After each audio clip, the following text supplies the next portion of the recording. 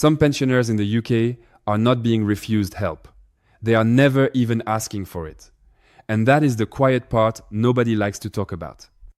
A bill arrives, the energy payment goes out, the council tax letter sits on the table, a prescription is paid for, a dental appointment is delayed, a bus journey is skipped, and somewhere inside the system there may be help available. But nobody knocks on the door and says, "Excuse me, you may be entitled to this." That is not how it works. The person has to know the name of the help, know where to look, understand the form, and then still have enough patience left to apply. And if you were raised in the old British way, that can feel wrong before you even begin. Because many pensioners were taught to manage, to get by, to leave help for someone worse off. Respectable, yes, but sometimes expensive. If you are new here, I'm Paolo. On this channel, we talk about UK pensioners, retirement money, DWP, HMRC, household bills, old British money habits, and the little rules that can quietly change a person's later life. And today, I want to do something practical. We are going through 20 things a UK pensioner may be entitled to, but may never have claimed. Now, I want to say this before anyone reaches for the comment section with a sharpened pencil. This is not a promise that every person watching qualifies for every item. Of course not. Your income matters. Your savings can matter. Where you live matters. Whether you rent or own matters. Health, disability, caring responsibilities, age, and household situation can all change the answer. But that is exactly the point. The mistake is deciding at the kitchen table that the answer is no, before the rule has even had a chance to speak. Years ago, people checked the rent book, the post office book, the receipt, the little envelope with coal money in it. It was ordinary. Nobody called it financial planning. They just wanted to know where they stood. In 2026, the old habit is still useful. Only now, the thing to check is not always a receipt. Sometimes it is a benefit. Sometimes it is a discount. Sometimes it is a local council scheme that nobody mentioned until the bill became painful. So let's start with the one that can open more doors than people realize. The first thing is pension credit. I know, the name puts people off before the page is even opened. A pensioner hears pension credit and thinks that won't be for me. They may own their home. They may have a small private pension. They may have a bit put away because roofs, boilers, and funerals are not famous for arriving politely. But pension credit is not decided by whether a person feels poor enough. It is decided by rules. For 2026 to 2027, the standard minimum guarantee can top weekly income up to £238 for a single pensioner, or £363 and 25 pence for a couple. Some people can get more if they have certain extra costs or responsibilities. That does not mean everyone qualifies. It means the guess is not good enough. And pension credit matters because it can act like a key. In some cases, it can lead to help with council tax, rent, NHS costs, cold weather support, and for people aged 75 or over, a free TV license. So that is number one. Check pension credit properly, especially if your weekly money is anywhere near those figures. Number two is council tax reduction. This one depends on your local council, which is one of those phrases that sounds harmless until you realize it means the rules can feel different from one place to another. Still, it is worth checking. Council tax can be a heavy monthly bill, and some pensioners never apply because they assume owning a home rules them out. It may not. Your local council looks at your situation, income, and circumstances. A person can sit in a paid-off house and still struggle with the council tax bill. The house does not pay it for you. Sadly, bricks remain very quiet at payment time. Number three is housing benefits for pensioners who rent. A lot of people forget this because retirement is often talked about as if every older person owns a house with a small garden and a shed full of objects no one has identified since 1983. Plenty of pensioners still rent. If you are state pension age and renting, housing benefit may still matter. The rules are different from working age universal credit rules, and your local council usually handles the claim. If rent is taking too much of the pension before the week has even begun, do not just call it normal. Check. Number four is support for mortgage interest. This is not the same as someone paying off your mortgage as a gift. It is usually a loan secured against the home, so it needs care. But for some homeowners on qualifying benefits, it may help with mortgage interest or certain home loans. I would never tell anyone to rush into this. Read it properly. Ask for advice if needed. But do not ignore it just because the words sound official and slightly chilly. Already, you can see the pattern. The first four are not glamorous. They are not the sort of thing people brag about over tea, but they sit near the biggest household costs: income, council tax, rent, and the home itself. Number 5 is attendance allowance. This is one of the big ones and also one of the most misunderstood. Attendance allowance is for people who are state pension age or older and need help with personal care or supervision because of a disability, health condition, or mental health condition. For 2026 to 2027, gov.uk lists 2 weekly rates, £76.70 and £114.60, depending on the level of help needed. Here is where people get caught. They say, I manage. And they do. They manage by holding the banister. They manage by sitting down halfway through getting dressed. They manage by avoiding a bath unless someone is nearby. They manage by building the day around pain, breathlessness, confusion, falls, stiffness, poor sight, or the fear of something going wrong when nobody is in the room. That is still need. Attendance allowance is not asking whether you are brave. It is asking what help you need, even if you are not currently getting that help. Number 6 is NHS help linked to pension credit. If you get the guarantee credit part of pension credit, gov.uk says it can open help with NHS dental treatment, glasses, and transport costs for hospital appointments. That is not small. Dental treatment delayed for 6 months is not just a money issue. It becomes eating, sleeping, confidence, pain. Glasses are the same. Hospital transport can turn into its own bill if you are going back and forth often enough. Number 7 is the NHS low-income scheme. Some people who do not automatically get full help may still be able to apply through the NHS low-income scheme. Depending on the result, people can receive an HC2 certificate for full help or an HC3 certificate for partial help. The names sound like something printed on the side of a filing cabinet. But the help can be real. It can cover things like prescriptions, dental costs, sight tests, glasses, contact lenses, wigs, fabric supports, and travel to receive NHS treatment, depending on the rules and your certificate. Number 8 is carer-related support. This one needs care because the rules can be awkward. If someone looks after you, or if you look after someone else, there may be help connected to caring. Carer's allowance has its own rules, and for people already receiving state pension, payment can be affected because of overlapping benefit rules. Still, do not skip it. Sometimes what matters is not only the payment itself, but how caring responsibilities affect pension credit or other support. This is where I think many households lose money quietly. A daughter helps every day. A husband supervises his wife because she gets confused. A neighbor does the practical work nobody else sees. The system may have a name for that. The family may just call it Tuesday. Now, we get into the winter and bill help. Number 9 is the winter fuel payment. For winter 2026 to 2027, gov.uk says you could get between £100 and £300 if you were born on or before 27th June 1960. Most eligible people are paid automatically, usually in November or December. There is a new sting in the tail though.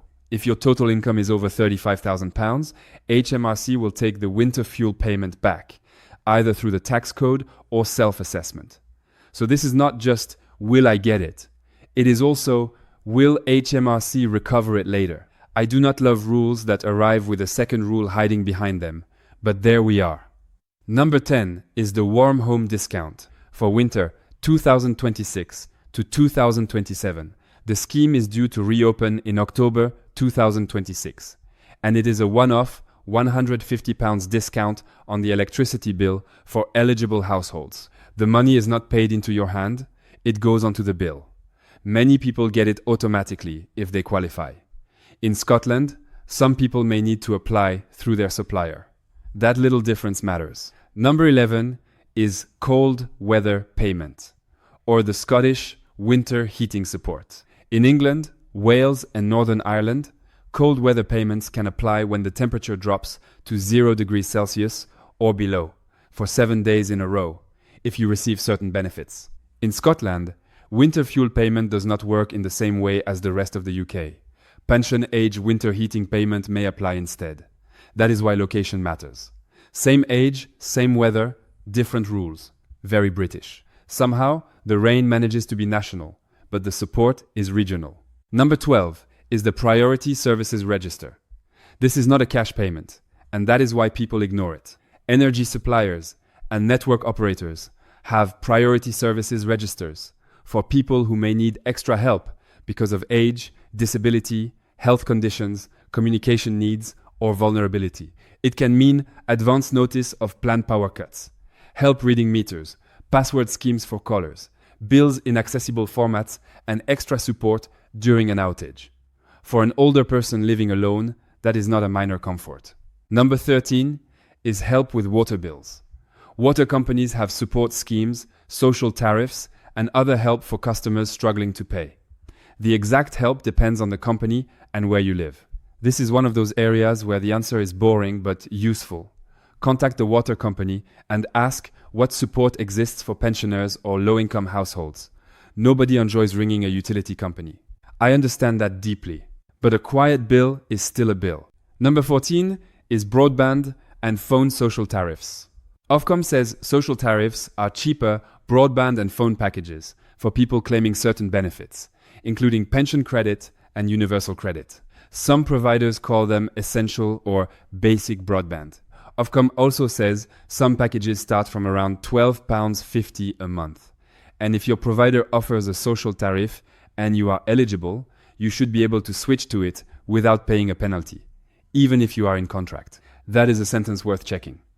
Broadband has become one of those bills that sneaks into normal and then sits there getting comfortable. Number 15 is the older person's bus pass. In England, gov.uk says you can get a bus pass for free travel when you reach state pension age. In Wales, it is age 60. London has its own 60-plus Oyster arrangements for travel within London. Again, the rule changes by place. A bus pass may not sound exciting, unless you are the person choosing between staying home and paying for the journey. Number 16 is rail discounts. The senior rail card is not a government benefit in the same way. But for many people aged 60 and over, it can reduce rail fares. Local travel schemes may also exist. This is worth mentioning because a lot of older people stop traveling not all at once, but quietly. A visit becomes too dear. Then another. Then the habit goes.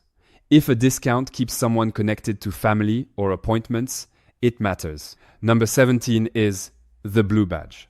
A blue badge can help people with severe mobility problems, including some non-visible disabilities, park closer to where they need to go. It is not only about driving. A passenger may qualify too, depending on the situation. This is one of those things people avoid because they think, I'm not bad enough. Maybe, maybe not. But if journeys have become painful, risky, or exhausting, check the actual criteria. Number 18 is the Disabled Facilities Grant. In England, the maximum grant for a single application can be up to £30,000. In Wales, it can be up to £36,000, and in Northern Ireland, up to £25,000. Scotland uses different support arrangements. This can help with home adaptations, things like stair lifts, ramps, level access showers, or changes that make the home safer. It is usually means tested for adults, and councils are involved. Now, nobody should treat a grant like a magic wand. There can be assessments, waiting, and paperwork. But if the home has become difficult to live in, do not assume the only choice is to struggle quietly or move. Number 19 is the free or discounted TV license. If you are 75 or over and you get pension credit, gov.uk says you can get a free TV license. There are also discounted licenses for some people who are blind or live in residential care. This one still surprises people. Not because the saving fixes everything, it does not, but because it shows how one claim can open another door. A person may think the issue is only pension credit. Then it turns out pension credit can affect council tax, NHS costs, winter support, and the TV license. That is why checking one thing properly can matter more than checking 10 things badly. Number 20 is marriage allowance and tax code checking. This is the HMRC corner, so let's tread carefully. Marriage allowance can allow one spouse or civil partner to transfer part of their unused personal allowance to the other if the rules fit. It can reduce the tax bill, and claims can usually be backdated for up to 4 tax years. This often matters where one person has low income and the other pays basic rate tax. And even if marriage allowance is not right for you, your tax code still deserves a look. The full new state pension in 2026 to 2027 is £241.30 a week, which is £12,547.60 a year. The personal allowance is £12,570. That gap is tiny. Add a small private pension, savings interest, or part-time work, and HMRC may become interested. Not because you are rich, because the numbers cross the line. So, there are the 20. Pension credit, council tax help, rent help, mortgage interest support, attendance allowance, NHS help, low-income health costs, carer-related support, winter money, warm home discount, cold weather help, priority energy support, water bill support, broadband social tariffs, bus passes, rail discounts, blue badge, home adaptation grants, TV license help, marriage allowance and tax code checks. That is the only list I will read like that, I promise. It is not good for the soul. Here is the part that matters. Do not try to claim 20 things this afternoon. That is how a sensible person ends up surrounded by paper, annoyed with everyone and suspicious of the kettle.